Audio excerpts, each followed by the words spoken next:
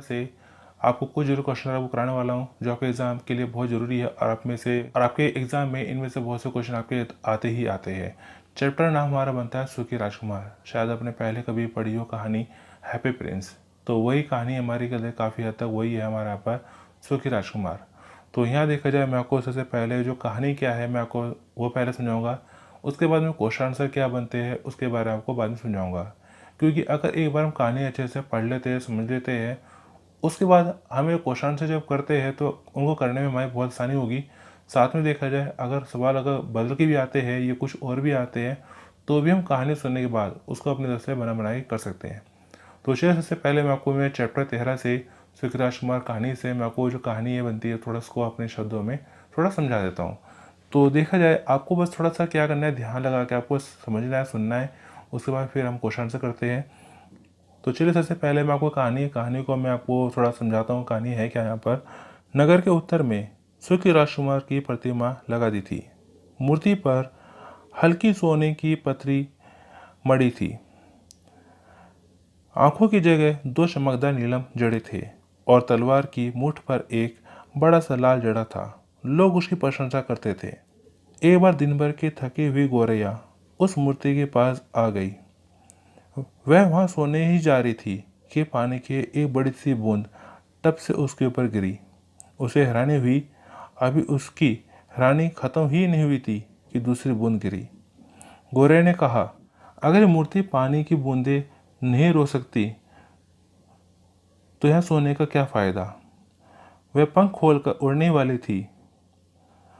गोरे ने ऊपर देखा कि राजकुमार की आंखों से आंसू गिर रहे हैं।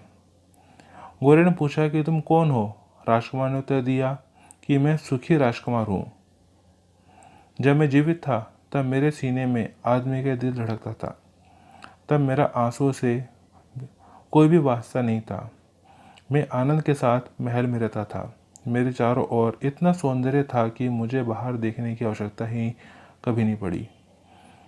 एक दिन मैं मर गया।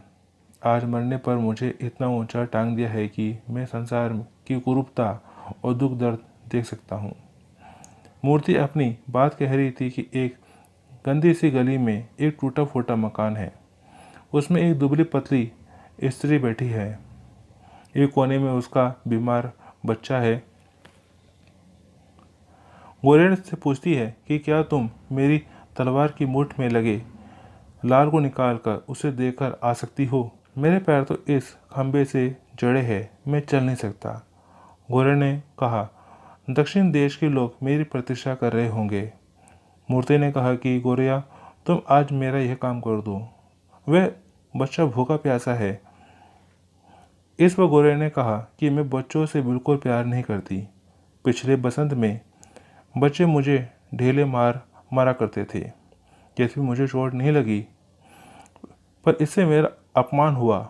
राजकुमार को जब गोरिया ने उदास देखा तो उसे उस पर दया आ गई और उसने कहा कि मैं तुम्हारा काम कर दूंगी। मूर्ति ने गोरिया को धन्यवाद दिया। गोरिया उड़कर मूर्ति के पास आ गई। वह मूर्ति से बोली, हैरानी है कि हालांकि बहुत ठंड है पर मुझे जरा भी नहीं लग रही। मूर्ति बने राजकुमार ने कहा, इसलिए कहा कि तुमने आज एक भलाई का काम किया है। राजकुमार गोरिया से कहता है कि क्या तुम एक रात नहीं रुक सकती। इस पर गोरिया बोली, ठीक है, आज की रात और रुक जाती हूँ। क्या दूसरा लाल दे आऊँ। राजकुमार ने गोरिया से कहा कि मेरे पास अब दूसरा लाल नहीं है, मेरे पास मेरी आंखें हैं। ये नीलम से बनी है। ये हजारों साल पहले भारत से लाए गए थे। एक निकालकर उसे दे आओ। इस पर गोरे ने कहा कि मेरे प्यारे राजकुमार, यह तो मुझसे नहीं होगा। वे फूट फूट कर रोने लगी। राजकुमार ने गोरे को मनाया। तब गोरे ने उसे आँख का नीलम निकाल दिया। राजकुमार ने गोरे से कहा कि मैं सोने से मरा हूँ, इसका सारा सोना निकाल कर गरीब प्रजा में बांट दो। गोरे ने राजकुमार की मूर्ति का सारा सोना पत्र निकाल कर निर्धन प्रजा में बांटती रही। आखिर में राजकुमार बहुत ही भद्दा दिखाई देने लगा, पर बच्चों के चेहरे पर गुलाबी किरणें झलक आई थी। वे गलियों में खुशी खुशी खेलने लगे। नन्ही गुड़िया ठंड से अकड़ने लगी। वह राजकुमार से इतना प्यार करती थी कि उसे किसी भी सूरत में छोड़ने को छोड़ने को तैयार नहीं थी। अंत में उसे लगा कि अब वह अधिक दिन नहीं जीने वाली। उसने राजकुमार को चूमा और वही मरकर उसके पैरों में गिर पड़ी। दूसरे दिन मेयर अन्य दो सदस्यों के साथ टहल रहे थे। उन्हें अन्य सदस्यों से कहा कि यह मूर्ति कितनी भद्दी लग रही है। सदस्यों ने मेयर की हाँ में हाँ मिलाई, कहा कि यह तो पत्थर का भिखारी लग रहा है। मेयर ने कहा कि उसके पैर के नीचे एक चिड़िया मरी पड़ी है, कल घोषणा करवा दो कि यह चिड़िया मरने ना पाए। इसके बाद वह वहाँ से मूर्ति हटा दी गई। नगर के एक कलविग ने कहा कि राजकुमार की यह मूर्ति सुंदर नहीं है, इसलिए इसका अब कोई उपयोग नहीं है। उसके बाद उस मूर्ति को भट्टी में गला दिया गया। पूछा गया कि इसका क्या किया जाए। यह मेयर ने कहा कि मैं समझता हूँ कि मेरी मूर्ति बना दी जाए। मेयर की यह बात विवाद का कारण बन गई। हर सदस्य अपनी अपनी मूर्ति बनवाने का अड़ा था। लोह गलाने वाले मिस्त्री ने कहा कि हैरानी है कि यह कि जस्ते का बना दिल भट्टी में पिघलता ही नहीं है। उसने उस दिल को उसी कूड़ेदान में फेंक दिया जहाँ गोरैया की लाश पड़ी थी। ईश्वर ने अपने देवदूत से कहा कि मेरे लिए नगर की सबसे कीमती दो चीज़ें लेकर आओ। वह देवदूत जस्ते का दिल और गोरैया की लाश लेकर आ गया। और इस तरह देखा जाए जो सुख राजकुमार और गोरैया को स्वर्ग में स्थान मिला। तो कुछ हमारा देखा जाए ये हमारी बनती है कहानी सुख राजकुमार की कहानी। तो चलिए आप ऐसा करते हैं कि कुछ इसके जो जरूर क्वेश्चन बनते हैं हमको कर लेते हैं, जो कि एग्जाम के लिए बहुत ज़रूरी है। तो अब सीधे सीधे बात आती है क्वेश्चन को लेके कि क्वेश्चन सर हमारे क्या बनते हैं। तो देखा जाए हमारे यहाँ पर सबसे पहला हमारा सवाल बनता है, प्रश्न पहला, नगर के लोग राजकुमार की प्रतिमा की तारीफ करते थे क्योंकि जब वह जीवित था तो लोगों की सहायता करता था, उसकी प्रतिमा में बहुमूल्य वस्तु लगी थी, मूर्ति बनने पर राजकुमार का आत्मविस्तार हो गया था, प्रतिमा में विश्व भर के कलाकारों की प्रतिभा लगी थी। तो इसका बहुत आसान सा सवाल हमारा बनता है, उसकी प्रतिमा में बहुमूल्य वस्तुएं लगी थी कि जब बहुमूल्य वस्तुएं लगी थी उसमें सोना, नीलम, लाल कई चीज़ें लगी थी तो लोग उसकी तारीफ करते थे। लेकिन जब वह सब चीज़ें निकल गई तो लोग उसको जो कहने लगे भद्दी मूर्ति। तो उसी आगे बढ़ते हैं। अब बात करते हैं प्रश्न नंबर 2 की। प्रश्न नंबर 2 में कहा जाता है सुखी राजकुमार कहानी का सबसे मार्मिक स्थल कौन सा है और क्यों। यहाँ देखा जाए सुखी राजकुमार कहानी में पड़ी मार्मिक स्थल, मार्मिक का मतलब क्या होता है, दिल को छूने वाला। इस कहानी का कौन सा ऐसा हिस्सा है जो दिल खुश हो जाता है। सुखी राजकुमार कहानी का मार्मिक स्थल वह है जो राजकुमार की मूर्ति भट्टी में पिघलाने के लिए डाली जाती है। मूर्ति पिघल जाती है पर जस्से का बना दिल नहीं पिघलता। इस मार्मिक अंश से यह अभिप्राय निकलता है कि हृदय मानवीय संवेदनाओं के कारण तो पिघल सकता है पर वह स्वार्थी लोगों के अनुरूप ढलने को तैयार नहीं होता। सच्ची मानवीय भावनाओं से पूर्ण हृदय में दूसरों के दुखों के प्रति कोमलता होती है, पर वह ऐसी कोमलता भी नहीं होती कि दूसरे उसे अपने विचारों के अनुसार ढाल ले। इसके अलावा देखा जाए इस कहानी में कई सारे हमारे यहाँ पर ऐसे किस्से कहानी है, जैसे यहाँ पे गोरिया पक्षी है उसका मर जाना और जो सुखी राजकुमार है उसकी आंखों से नीलम निकलना। तो कई ऐसी हमारी घटना है जो दिल को छू जाती है, तो वो आप अपने हिसाब से ले सकते हैं। तो फिलहाल आगे बढ़ते हैं अगले क्वेश्चन की ओर। अब बात करते हैं प्रश्न 3। प्रश्न 3 में ऐसा कहा जाता है सुखी राजकुमार की प्रतिमा कैसी थी। तो यहाँ आपको बताना है सुखी राजकुमार है, सुखी राजकुमार की जो प्रतिमा थी, मूर्ति थी, कैसी थी। तो बहुत आसान सवाल है, बहुत जरूरी सवाल है। सुखी राजकुमार की प्रतिमा की मूर्ति पर सोने का पत्र, आंखों में नीलम और तलवार की मुठ पर लाल लगा था। तो ये बनता है सुखी राजकुमार की प्रतिमा, जिसके लोग क्या करते थे, प्रशंसा करते थे कितनी अच्छी सुंदर मूर्ति है। तो इसीलिए आगे बढ़ते हैं। अब बात करते हैं प्रश्न 4 की। गोरैया ने मिस्र जाने से क्यों इनकार कर दिया।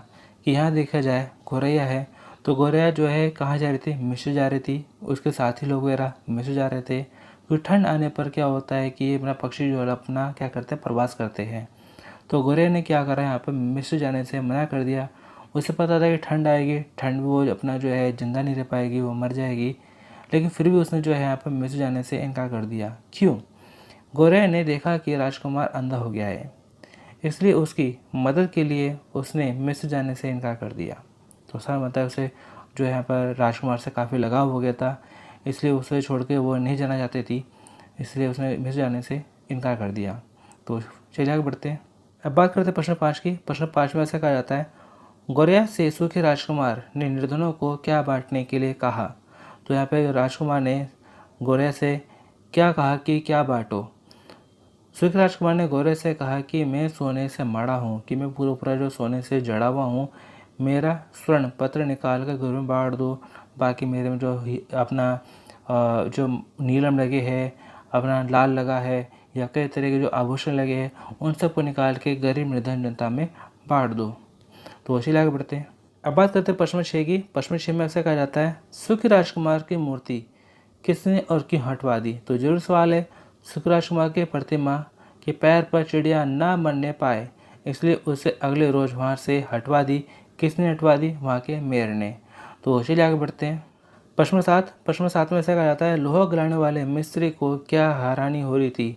लोहा गलाने वाले मिस्त्री को क्या हैरानी हो रही थी। लोहा गलाने वाले मिस्त्री को हैरानी यह हो रही थी कि वह टूटा हुआ जस्ते का दिल लाख कोशिश करने के बाद भी भट्टी में नहीं पिघल रहा था। तो ये उसको काफ़ी हैरानी हो रही थी कि जस्ते का दिल पिघल क्यों नहीं रहा।